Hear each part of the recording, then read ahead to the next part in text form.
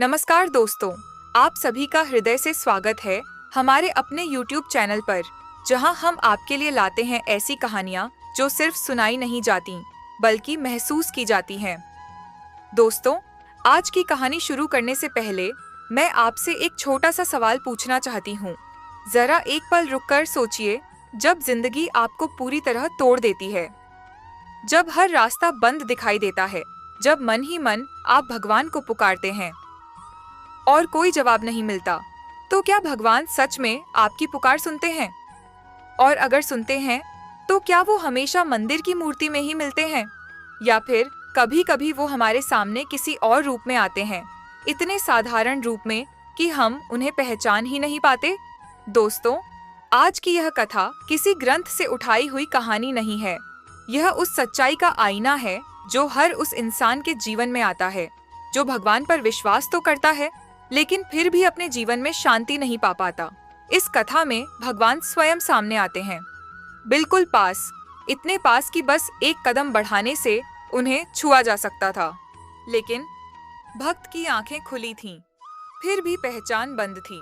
दोस्तों, मैं आपसे विनती करती हूँ, इस कथा को अंत तक जरूर सुनिए, क्योंकि अंत में जो सत्य प्रकट होगा वो शायद आपके जीवन के किसी भूले हुए क्षण को फिर से जगा देगा, और तब आप समझ पाएंगे भगवान हमेशा दिखाई नहीं देते, लेकिन वो कभी अनुपस्थित भी नहीं होते।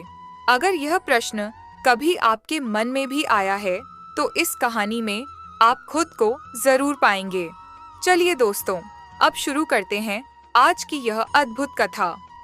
कहानी शुरू होती है एक छोटे से कस्बे से, जहाँ भीड़ तो बहुत थी, लेकिन उस भीड़ में एक ऐसा इंसान रहता था जिसे शायद ही कोई पहचानता था। न उसके पास धन था, न कोई बड़ा नाम। वह बस एक बिल्कुल साधारण व्यक्ति था, लेकिन अगर किसी एक चीज ने उसे बाकी लोगों से अलग बनाया था, तो वह थी उसकी भक्ति। हर सुबह सूरज निकलने से बहुत पहले वह नींद से जाग जाता। न कोई आलस, न कोई बहाना।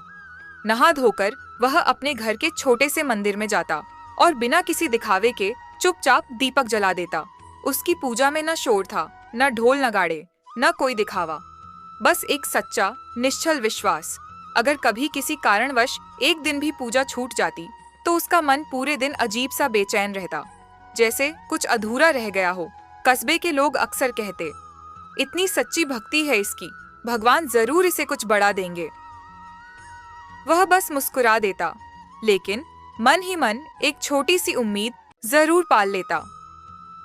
समय बीतता गया, दिन गुजरते गए, महीने बदले और फिर साल भी निकल गए, लेकिन उसके जीवन में कुछ भी नहीं बदला।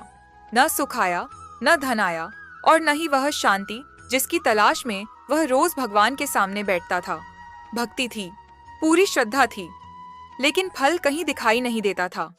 एक दिन पूजा समाप्त होने के बाद वह यूं ही भगवान के सामने बैठा रह गया। दीपक की लौ हल्के हल्के कांप रही थी और उसकी आंखें अनायास ही नम हो गई थीं। काफी देर बाद उसने बेहद धीमी आवाज में कहा, हे प्रभु, मैं आपसे कोई शिकायत नहीं करता, न धन मांगता हूँ, न वैभव चाहता हूँ, बस इतना जानना चाहता हूँ कि मेरी भक्ति में कमी कहाँ रह गई। मंदिर में पूरी तरह सन्नाटा था। घंटी की आवाज गूंजी, लेकिन उत्तर कहीं से नहीं आया। उसी क्षण उसके मन में एक अनजाना सा प्रश्न उठा, क्या भगवान सिर्फ इस मूर्ति तक ही सीमित हैं, या फिर वो कहीं और हैं और मैं उन्हें गलत जगह ढूंढ रहा हूँ। उस रात वह भारी मन लेकर सो गया, और उसे क्या पता था कि अगली सुबह उसके जीवन की सबसे बड़ी परीक्षा उसका इंतजार कर रही है। उस रात नींद उसे जल्दी आ गई थी, लेकिन मन अब भी उलझा हुआ था। आंखें बंद होते ही उसे ऐसा लगा जैसे कोई बहुत दूर से उसे पुकार रहा हो। अचानक वह खुद को एक अजीब सी जगह पर खड़ा पाता है। चारों ओर हल्का सा उजाला था, न दिन न रात, न कोई दिशा, न कोई छाया। सामने धीरे धीरे एक आकृति उभरती है, स्पष्ट नहीं लेकिन अत्यंत तेजस्वी। तभी एक शांत गंभीर स्वर चारों ओर गूंज उठता है, तू मुझे खोज रहा है। भक्त का शरीर सिहर उठता है। कांपती आवाज में वह पूछ बैठता है, प्रभु, क्या आप? स्वर तुरंत उसे रोक देता है, नाम मत पूछ, रूप मत ढूंढ, बस ध्यान से सुन। वह निःशब्द हो जाता है। कुछ क्षणों का गहरा सन्नाटा। फिर स्वर दोबारा बोलता है, कल मैं तेरे सामने आऊंगा, बहुत पास, इतना पास कि तू मुझे देख भी सकेगा। भक्त के चेहरे पर अनायास ही हल्की सी मुस्कान उभर आती है, लेकिन तभी स्वर आगे कहता है, पर ध्यान रखना, तू मुझे पहचान नहीं पाएगा। भक्त चौंक जाता है। व्याकुल होकर वह पूछता है, प्रभु ऐसा क्यों? स्वर बहुत शांत था, लेकिन शब्द सीधे हृदय में उतरते थे। क्योंकि तू मुझे जैसा देखना चाहता है, मैं वैसा नहीं आऊंगा। इतना कहते ही वह उजाला धीरे धीरे धुंधला पड़ने लगता है और अगले ही पल सब कुछ गायब। भक्त हड़बड़ाकर नींद से जाग उठता है। उसका शरीर पसीने से भीगा हुआ था, दिल तेजी से धड़क रहा था और मन में बस एक ही प्रश्न, भगवान सामने आएंगे और मैं उन्हें पहचान नहीं पाऊंगा। सुबह होते ही वह जल्दी जल्दी उठ खड़ा हुआ। आज उसकी पूजा में पहले जैसी शांति नहीं थी। दीपक जलाते समय उसके हाथ हल्के से कांप रहे थे। बार बार उसकी नजर दरवाजे की ओर चली जाती थी, क्योंकि आज का दिन साधारण नहीं था। आज भगवान उसकी परीक्षा लेने वाले थे। सुबह का सूरज अभी पूरी तरह निकला भी नहीं था। भक्त अपनी पूजा समाप्त ही कर रहा था कि तभी दरवाजे पर धीमी सी दस्तक हुई। उसका मन एक झटके में रात के स्वप्न की ओर चला गया। कल मैं तेरे सामने आऊंगा। उसने जल्दी से दरवाजा खोला। सामने एक बहुत बूढ़ा आदमी खड़ा था। कमजोर शरीर, झुकी हुई कमर और आंखों में गहरी थकान। कांपती आवाज में वह बोला, बेटा 2 दिन से कुछ खाया नहीं है। भक्त का मन एक पल के लिए डगमगा गया, लेकिन उसी क्षण उसने खुद को समझाया, आज मन अशांत है, अभी पूजा का भाव बना हुआ है, और उसने धीरे से दरवाजा बंद कर दिया। कुछ देर बाद वह जैसे ही बैठा, फिर से दरवाजे पर आवाज आई। इस बार एक स्त्री खड़ी थी, चेहरा पीला, आंखों में दर्द और आवाज में बेबसपन। मुझे दवा के लिए थोड़े पैसे चाहिए। भक्त के भीतर अब झुंझलाहट उभर आई। मैं खुद परेशान हूँ, आज नहीं, कहकर उसने उसे भी लौटा दिया। अभी उसका मन इस बात से उबरा भी नहीं था कि बाहर से जोर की आवाज गूंजी। एक आदमी था, चेहरे पर क्रोध, शब्दों में जहर। बिना किसी कारण वह भक्त को अपमानित कर गया। भक्त का धैर्य अब पूरी तरह टूट चुका था। उसके मन में एक ही बात गूंज रही थी, भगवान ने कहा था वो आएंगे, यहाँ तो सिर्फ परेशानियां आई हैं। शाम होते होते उसका मन भारी हो गया था। रात को वह मंदिर गया। आंखों में आंसू थे और आवाज में पीड़ा। आपने कहा था आप आएंगे, पर आप आए ही नहीं। मूर्ति मौन थी, दीपक जल रहा था, लेकिन आज उजाला नहीं था। थका हारा वह घर लौट आया और उसे इस बात का जरा सा भी अंदाजा नहीं था कि उसी रात सत्य खुद उसके सामने खुलने वाला है। उस रात नींद उसे जल्दी आ गई थी, शायद शरीर की थकान से या शायद दिल की हार की वजह से। लेकिन आधी रात के बाद अचानक उसकी नींद खुल गई। कमरे में एक अजीब सी शांति थी, इतनी गहरी कि उसे अपनी धड़कनें साफ सुनाई दे रही थीं। और तभी वही स्वर, शांत, गंभीर, लेकिन इस बार पहले से कहीं ज्यादा स्पष्ट। तू मुझसे नाराज है। भक्त हड़बड़ाकर उठ बैठा। आंखें खुली थीं, लेकिन सामने कोई दिखाई नहीं दे रहा था। कांपती आवाज में वह बोला, प्रभु आपने कहा था आप आएंगे, पर आप आए ही नहीं। स्वर धीरे से बोला, मैं आया था। भक्त चौंक गया। कब, कहाँ? उसने घबराकर पूछा। स्वर अब केवल सुनाई नहीं दे रहा था, वह उसके भीतर उतरने लगा था। सुबह तेरे दरवाजे पर जो भूखा खड़ा था, वही मैं था।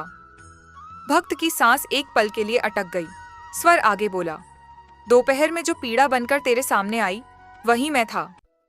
भक्त की आंखों से आंसू अपने आप बहने लगे और फिर स्वर ने कहा, और शाम को जो तुझे अपमान बनकर मिला, वह भी मैं ही था। भक्त कांप उठा। टूटी हुई आवाज में वह बोला, लेकिन प्रभु आप तो भगवान हैं, आप ऐसे कैसे? स्वर बहुत शांत था, लेकिन शब्द हृदय को चीर रहे थे। तू मुझे मूर्ति में खोजता रहा, शंख, चक्र और मुकुट में पहचानता रहा, लेकिन मैं मानव बनकर तेरे सामने आया था। मैं दया बनकर आया था, सेवा बनकर आया था और धैर्य बनकर आया था। भक्त का सिर अपने आप झुक गया। आज उसकी पूरी भक्ति उसे अधूरी लग रही थी। स्वर ने अंतिम बात कही, अगर तूने मुझे पहचान लिया होता तो तुझे उत्तर नहीं, शांति मिल जाती। कमरा फिर से मौन हो गया, स्वर लुप्त हो गया, लेकिन उस मौन में एक ऐसा सत्य रह गया जो भक्त को अंदर तक हिला गया। सुबह पहली किरण के साथ उसकी आंख खुली, लेकिन आज उसका मन पहले जैसा नहीं था। कमरे में वही मंदिर था, वही मूर्ति, वही दीपक, लेकिन दृष्टि बदल चुकी थी। उसने दीपक जलाया, पर आज पूजा जल्दी समाप्त कर दी, क्योंकि आज उसे भगवान को मंदिर में नहीं, जीवन में खोजना था। जैसे ही वह घर से बाहर निकला, उसे वही बूढ़ा आदमी सड़क के किनारे बैठा दिखाई दिया। भक्त बिना कुछ कहे उसके पास गया और अपने हाथों से उसे भोजन कराया। उस बूढ़े की आंखों में जो संतोष था, वह किसी वरदान से कम नहीं था। थोड़ा आगे बढ़ा तो वही बीमार स्त्री दिखाई दी। आज भक्त ने कोई प्रश्न नहीं पूछा, बस चुपचाप उसकी मदद की। और जब फिर से किसी ने उसे अपमानित किया, तो उसने क्रोध नहीं किया। उसने मुस्कुराकर मौन को चुन लिया और उसी क्षण उसके भीतर कुछ टूट गया। लेकिन वह टूटना कमजोरी का नहीं, अहंकार का था। शाम को वह मंदिर गया, लेकिन आज वह कुछ मांगने नहीं आया था, बस आभार प्रकट करने आया था। उसने मूर्ति के सामने सिर झुकाया और मन ही मन कहा, आज आप मिल गए प्रभु। दीपक की लौ आज भी हल्के हल्के कांप रही थी, लेकिन अब मन स्थिर था। दोस्तों, भगवान हमेशा मंदिर में ही नहीं मिलते। कभी वो भूखे की भूख में होते हैं, कभी पीड़ित की वेदना में, और कभी हमारी सहन शक्ति में। अगर सच में भगवान को पाना है तो सिर्फ पूजा ही नहीं, करुणा भी जरूरी है, क्योंकि भगवान वहां नहीं होते जहां सिर्फ दीपक जलते हैं। भगवान वहां प्रकट होते हैं जहां दिल पिघलता है। दोस्तों, अगर यह कथा आपके मन को थोड़ा सा भी छू गई हो तो इसे किसी अपने तक जरूर पहुंचाइए, क्योंकि हो सकता है आज भगवान किसी और के रूप में आपके सामने खड़े हों और शायद वो आपकी एक छोटी सी करुणा का इंतजार कर रहे हों। और दोस्तों, अगर ऐसी आध्यात्मिक, मन को छू लेने वाली कथाएं आपको पसंद आती हों तो हमारे चैनल को लाइक करें, शेयर करें और सब्सक्राइब करना ना भूलें, क्योंकि हर कथा सिर्फ कहानी नहीं होती, कभी कभी वह जीवन की दिशा बदल देती है। राधे राधे।